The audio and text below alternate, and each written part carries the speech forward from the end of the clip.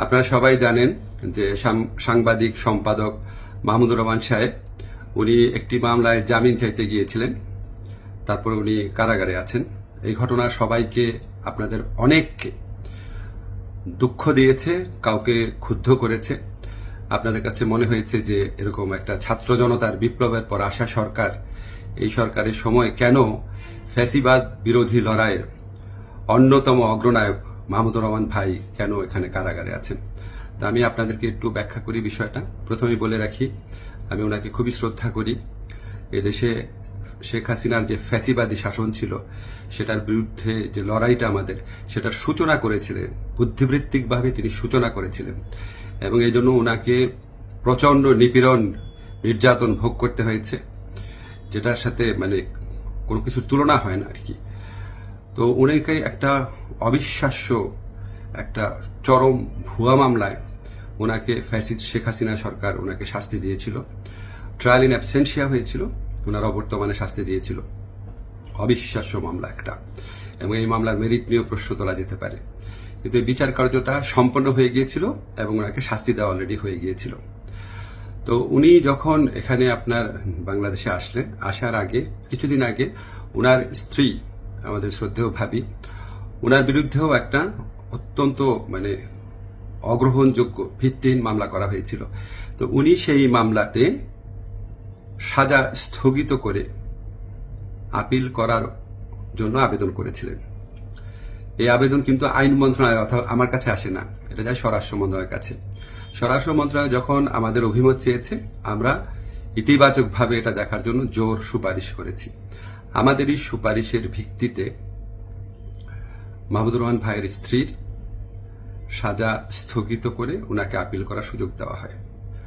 মাহমুদুর রহমান ভাই যেই মামলায় শাস্তি পেয়ে আজকে জেলে আছেন, এক্স্যাক্টলি এই মামলায় আরেকজন বরেণ্য সাংবাদিক শফিক রহমান, উনারও সাজা হয়েছিল।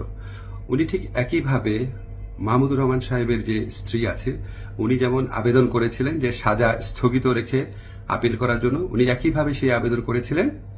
আমাদের আইন মন্ত্রণালয়ের মতামতের ভিত্তিতে শফিক রহমান সাহেবেরও সাজা স্থগিত করে ওনাকে মুক্ত মানুষ হিসাবে আপিল করার জন্য যে ওনার যে আবেদনটা ছিল সেটা অ্যাপ্রুভ করা হয়। মাহমুদুর রহমান ভাই এটা করেন নাই। আপনারা সবাই জানেন উনার অত্যন্ত স্ট্রং আত্মসম্মান বোধ,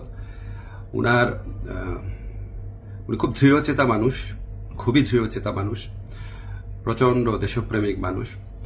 হয়তো উনার এই সমস্ত ব্যক্তিত্বের কারণে উনি মনে করেছেন উনি কোনো সাজা স্থগিতের আবেদন করবেন না, বা হয়তো যে কোনো কারণে হোক, আমি জানি না, উনি সাজা স্থগিত রেখে মুক্ত মানুষ হিসাবে আপিল করার কোনো আবেদন করেন নাই।